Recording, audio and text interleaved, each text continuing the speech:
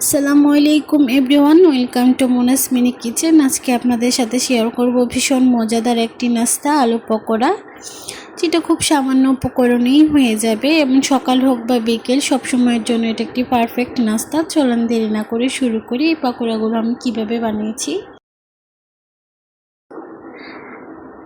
আমি এখানে নিয়ে নিলাম একটি কাঁচা আলু। এখন এইটাকে পাতলা পাতলা করে আমি স্লাইস কেটে নিব।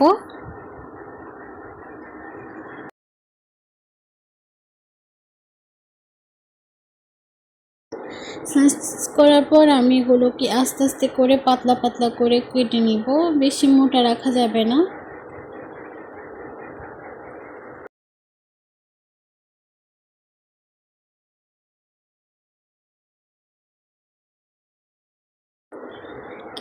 আলুগুলোকে কেটে নেওয়ার পর এখন আমি এগুলোকে ধুয়ে এক পাশে রেখে দিব।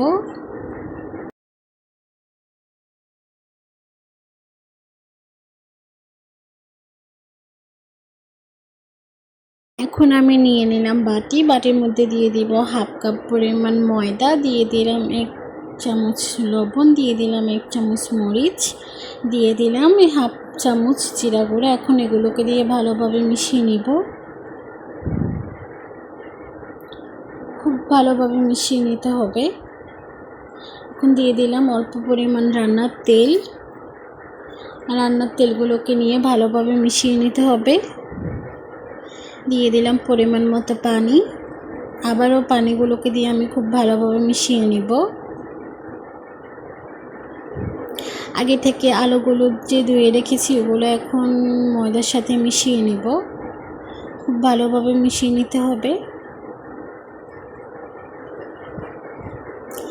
আমি চুলায় একটা প্যান বসিয়ে দিয়েছি, দিয়ে দিলাম পরিমাণ মতো তেল। তেলগুলো গরম হয়ে যাওয়ার পর আমি এখানে একটি একটি করে পাকোড়া দিয়ে দিলাম। এগুলোকে দেওয়ার পর আমি হালকা করে এগুলোকে নেড়ে ছেড়ে পিটোপিট করে নিব, যাতে নিচে এগুলো পুড়ে না যায়।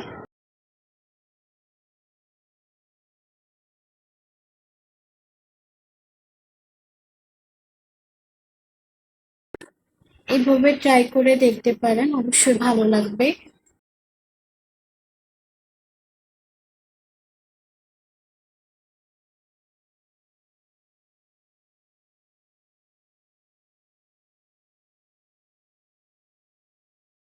এই পর্যায়ে এসে আমার পকোড়াগুলো ভাজা হয়ে গেছে। এখন আমি এগুলোকে উঠিয়ে নেব। ভিডিওটি এই পর্যন্তই। ভালো লাগলে অবশ্যই সাবস্ক্রাইব করে রাখবেন। সবাইকে অনেক ধন্যবাদ ভিডিওটি দেখার জন্য। আসসালামু আলাইকুম।